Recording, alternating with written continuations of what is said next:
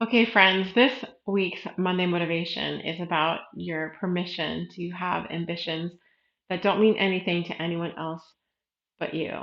And maybe this is because I've sort of fallen into a kind of several communities of entrepreneurs that, are constantly pushing like your dreams are possible and you can be anything and do anything. And I felt a lot of pressure over the past year to be as big and as successful and as you know achieving or whatever as possible or as I dreamed of or whatever. And I mean, there's certainly something really motivating and wonderful about making sure that your beliefs are not limiting you and keeping you from achieving things that will bring you ultimate fulfillment.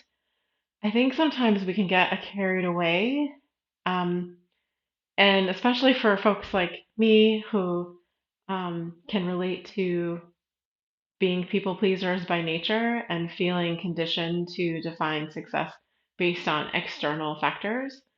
That kind of language has been really problematic for me because it's very easy for me to get swept up into, oh, well, so and so says that I'll be successful when I have X many followers, or so and so says that I'll have success when I reach a six-figure business, or I think we have all these markers that get thrown around.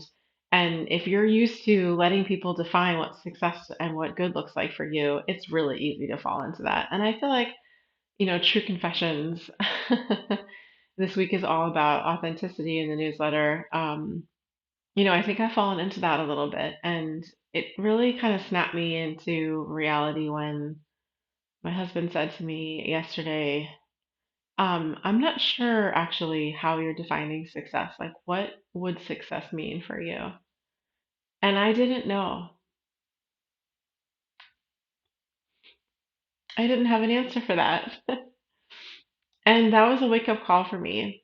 Whenever someone asks me what I want or need, and I have a blank kind of, I'm very visual, so I have like a blank kind of whiteboard that shows up in my head. That is a red flag to me that I've fallen into a people pleasing trap. And so I think I've definitely done that.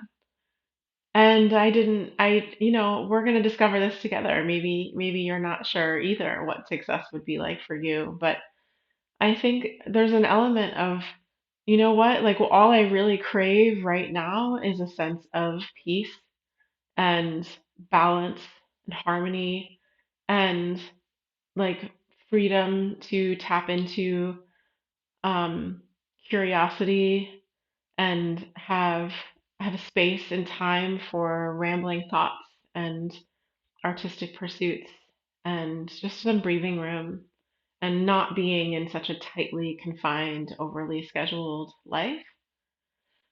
And if that sounds like you, like if that's a feeling that you can relate to, or those are cravings or longings that you can relate to, like maybe you too have fallen into a rut of having your ambitions be defined by outside forces that tell you that you need to reach a certain level of whatever.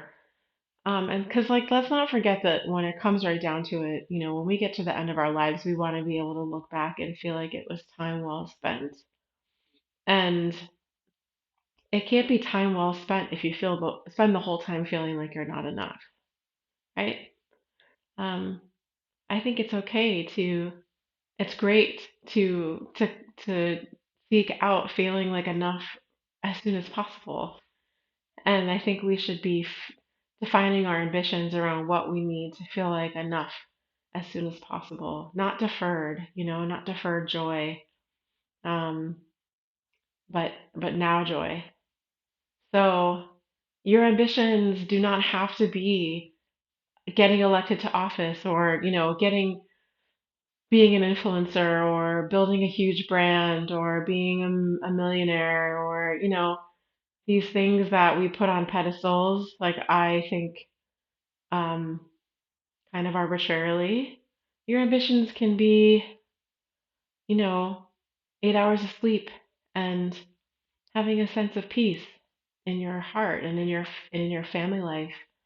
I think those are wonderful. And I mean, yeah, I'm right there with you to say that, like, I think it's really so easy to get caught up in the shiny objects of our world. And yeah, I think it's time for us to claim that, for ourselves, the permission to have small ambitions. I didn't want to start out that way because that sounds kind of doesn't sound good, but yeah, permission to have small ambitions. Small ambitions according to their measurement stick, you know. An ambition of joy is certainly like small in terms of the number of people who might notice, but huge in the sense that the person who noticed the most, you, will notice 100%. And so the depths of that achievement are vast. You know what I mean? I just think we have our measuring stick a little off. So anyway, that's my motivation for you this week, and I look forward to seeing you next Monday.